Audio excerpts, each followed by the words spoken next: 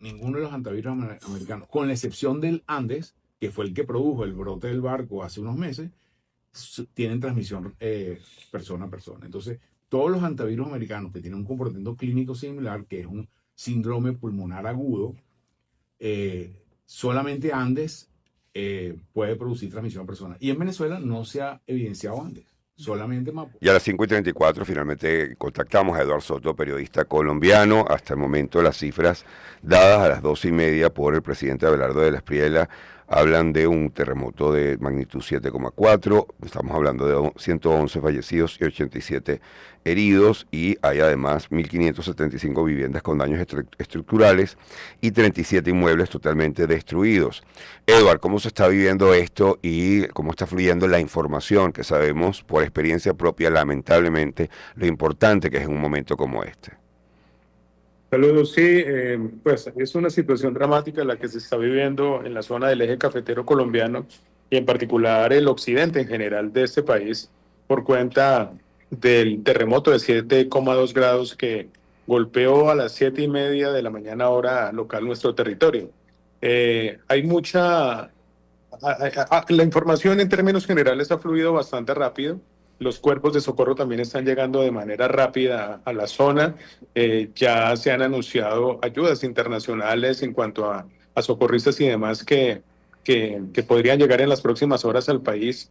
Y como bien lo han dicho, con el paso de los minutos, de las horas, pues ya se está consolidando cada vez más una cifra más grande de personas fallecidas en esta tragedia. Estamos hablando ya de más de 124 muertos, pero como normalmente sucede en este tipo de cosas, hay gente que queda atrapada debajo de los escombros. Entonces, las próximas 72 horas serán determinantes para poder rescatar la mayor cantidad de personas con vida. Aunque también, como sucede en este tipo de casos, siempre habrá milagros. Y hay, por supuesto, la pregunta para nosotros que lo vivimos: ¿cómo es la cultura sísmica en el caso colombiano? Sabemos que Chile tiene una cantidad de protocolos, los niños desde pequeños saben exactamente qué tienen que hacer, las empresas tienen una cantidad de protocolos, hay además, por supuesto, una legislación muy fuerte con respecto a el tema de la construcción. ¿Cómo ha sido ese proceso en Colombia a lo largo de los años? Lo primero que hay que decir es que esta es una zona que ha sido o es una zona muy golpeada históricamente por los terremotos. Probablemente el más grave terremoto de finales del siglo pasado se dio en Armenia, y en Armenia y Pereira, justamente, que es la misma zona cafetera, en 1999, con un saldo de más de 1.150 muertos. Entonces, a partir de ese momento, se empezaron a fortalecer toda la legislación y todos los mecanismos de sismoresistencia.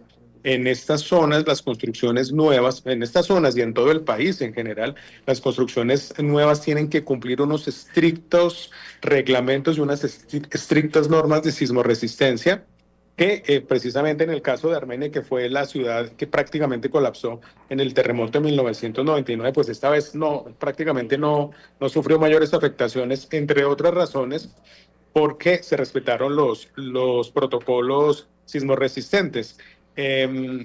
Pereira es una ciudad muy cercana a Armenia. Manizales, son las tres grandes ciudades del eje cafetero. Allí también obviamente se han aplicado protocolos de sismoresistencia, pero la verdad es que el terremoto fue muy fuerte, fue de Sí. 7,2 grados. Y por más protocolos sismoresistentes, pues obviamente las afectaciones se ven. Bueno, y a la quedan cultura edificios, y había edificios que seguramente no eran necesariamente de la época en que se claro, aplicaron todas estas legislaciones. Eso pasó claro, aquí también. muchos de los edificios colapsaron o que sintieron mayores afectaciones son edificios anteriores al año 1990, son de los 80, de los 70 incluso, e incluso más viejos. Entonces estos son los que particularmente han sufrido afectaciones. Y el otro detalle que ustedes comentaban es que la cultura sísmica en Colombia es muy fuerte precisamente por esos terremotos que, que tanto se sufren en nuestro territorio. Y entonces desde muy jóvenes los niños en las escuelas se hacen simulacros normalmente regulares. En las grandes ciudades también, en las empresas, tenemos simulacros de evacuación sísmica. tenemos orientación, en fin, hay un montón de protocolos que se han venido cumpliendo en torno a esto, porque la verdad Colombia es un país muy sísmico, que está atravesado por varias placas tectónicas que chocan, además de que estamos también en la zona del Cinturón de Fuego del Pacífico, que sin lugar a dudas es un factor determinante. La reacción del presidente es importante en este momento porque es pocos días de juramentado y ya tiene un primer test de fuerza importante. ¿Cómo se evalúa la reacción del Ejecutivo en medio de toda esta circunstancia? La verdad que se ha valorado bastante bien la reacción del Ejecutivo. Ya lo primero que hizo fue muy temprano en la mañana instalar un puesto de mando unificado para coordinar a nivel nacional todas las actividades de lo que acá se llama la Unidad Nacional de Gestión de Riesgo de Desastres, que es como el ente o el organismo del Estado que se encarga de coordinar todo tipo de acciones y de presupuestos y de acciones de socorro tendientes a paliar la eventualidad de una tragedia de estas. Y además de eso, la UNGRD también tiene sedes locales en donde también se están dando los planes de contención para manejar este tipo de crisis. Además de eso, anunció que en las próximas horas debe estar aterrizando en el departamento del Chocó, que es una de las poblaciones más pobres del Pacífico colombiano, es una ciudad muy pobre, y que allí también se han vivido afectaciones serias, aunque las primeras noticias dan cuenta de que la ciudad que mayor afectación tuvo por el golpe del terremoto fue la ciudad de Pereira. Y esto, por supuesto, afecta la producción cafetalera, que es una parte importante de la economía colombiana, porque precisamente también muchas de las plantas de procesamiento de tueste, etcétera, se encuentran en la zona. Sí, así es. Es un golpe complicado de manejar porque además son regiones muy prósperas que tienen, además de todo el tema de la cultura cafetera, tienen un tema turístico bien importante. Entonces, obviamente allí va a haber afectaciones a la economía, al empleo, muy serias. Vamos a ver este gobierno cómo interviene, particularmente en estas regiones, pero especialmente en la zona del Chocó, que no es zona cafetera, porque la verdad es que las condiciones de infraestructura del Chocó son muy precarias y esto debería servir para llamar la atención del Ejecutivo de que hay que mejorar sí o sí las condiciones de vida de los pobladores del Pacífico colombiano y particularmente los del departamento del Chocó. Que quizás obligue al presidente a poner mucho más el ojo en la economía de lo que él quería, porque su primer periodo, los primeros pasos que iba a dar iban a ir en torno a seguridad y le había confiado el área económica a un ministro con experiencia de toda la vida, pero quizás la gente va a necesitar más protagonismo del presidente en el área económica. Totalmente. Hay que gestionar todo un plan de reconstrucción para las zonas. Además que, contrario a lo que normalmente sucede ha sucedido en otros países, pues en otros países el área fue muy definida. En cambio, aquí estamos hablando de 5 o 6 departamentos que se vieron muy golpeados. No fue una ciudad en particular, fueron 5 o 6 departamentos. El área de impacto del terremoto fue muy amplia. Entonces, pues por supuesto, esto va a obligar a que uno de los ejes del gobierno, al menos en este primer año, va a ser la reconstrucción. Bueno, muchísimas gracias y todo el apoyo desde aquí, desde Venezuela, que quizás somos el hermano americano que mejor conoce por lo que están pasando en este momento, por la cercanía de también nuestro la subdupleta sísmica que sufrimos hace semanas y esperamos poder también colaborar con ustedes. Tenemos entendido que nuestro gobierno ha enviado o ya ha ordenado enviar una fuerza de ayuda. Muchísimas gracias a Eduardo Soto, periodista desde Colombia. Hasta luego. Hasta luego, son las 5:43, ya venimos rapidito.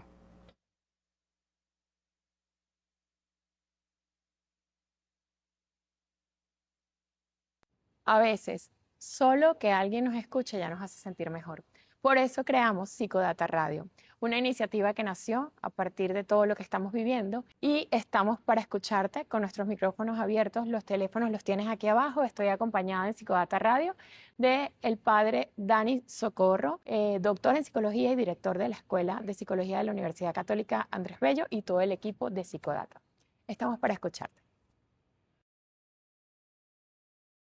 Caracas ha sido obsesivamente fotografiada. Tenemos una ciudad fotogénica. Bueno, es una ciudad marcada por la fotografía. Y recuerdo un amigo de Perú que se graduó conmigo, que cuando llegó a Venezuela me contaba que para ellos Caracas era la Nueva York, me acuerdo, la Nueva York de Latinoamérica. Creo que hay algo que los caraqueños a veces no percibimos hasta que salimos, es el hecho de que nosotros tenemos una dinámica pendular con respecto a toda la ciudad. La dinámica es que trabajas, ponte tú, en el este y puedes vivir en el oeste y estudias en el sureste y toda esa sensación pendular. La novia en el noreste. Ajá, y toda esa sensación pendular que ocurre, yo creo que da una dinámica de universalidad en función de cómo te relacionas con el otro. Porque aquí vinieron desde chinos, judíos, alemanes.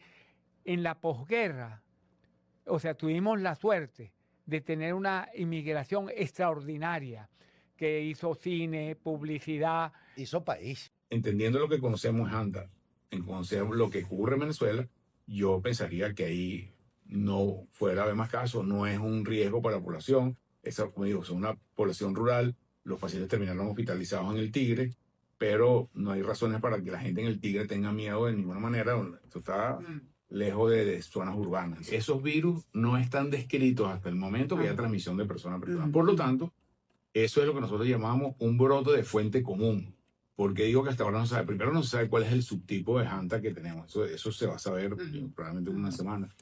Pero hasta el momento, ninguno de los hantavirus americanos, porque ellos son como una gran familia de hantavirus, ninguno de los hantavirus americanos, con la excepción del Andes, que fue el que produjo el brote del barco hace unos meses, tienen transmisión persona a persona. Entonces, todos los hantavirus americanos que tienen un comportamiento clínico similar, que es un síndrome pulmonar agudo, solamente Andes puede producir transmisión a persona. Y en Venezuela no se ha evidenciado Andes, solamente Maporal y Caño Delgadito, que hasta el momento no tienen transmisión persona a persona. Puede ser que la tenga, bueno, eso en biología siempre las cosas pueden pasar, pero hasta el momento, con la información disponible, no parece ser. Además, esta es una persona que vive en un fundo con unas características a la Tierra, tienen como los factores de riesgo, y la secuencia de los eventos de ellos fue muy cerca uno de otro, digamos, pues casi cuestión de horas, y eso hace...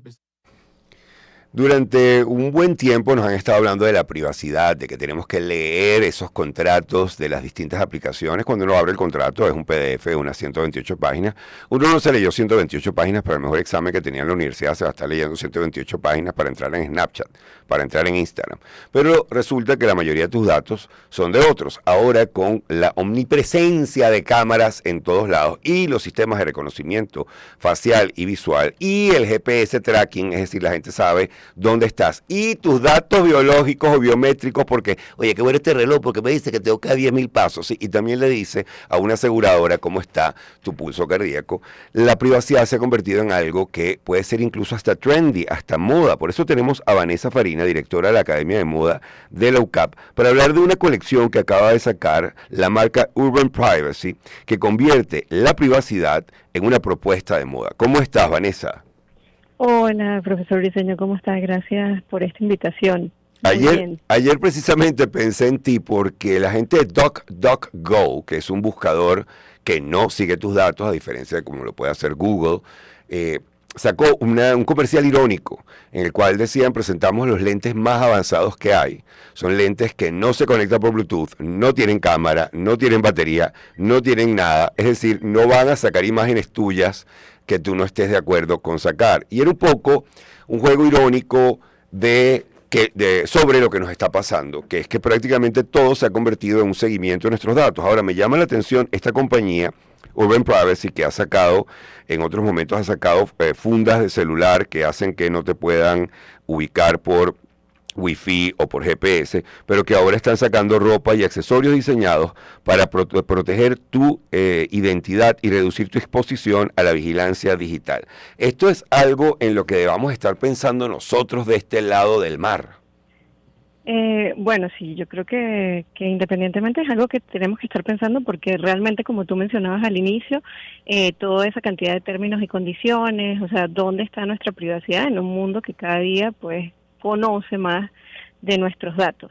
Y yo creo que sí, porque la moda pues no puede quedarse exenta de eso, y nosotros tampoco. O sea, me parece que debemos como país comenzar a pensar en que la moda siempre nos ha servido para mostrar quiénes somos, pero hoy que estamos tan rastreados y que todos nuestros equipos o todos nuestros aparatos saben de alguna forma quiénes somos, pues esta propuesta que hace Urban Privacy plantea quizás la ropa como un escudo.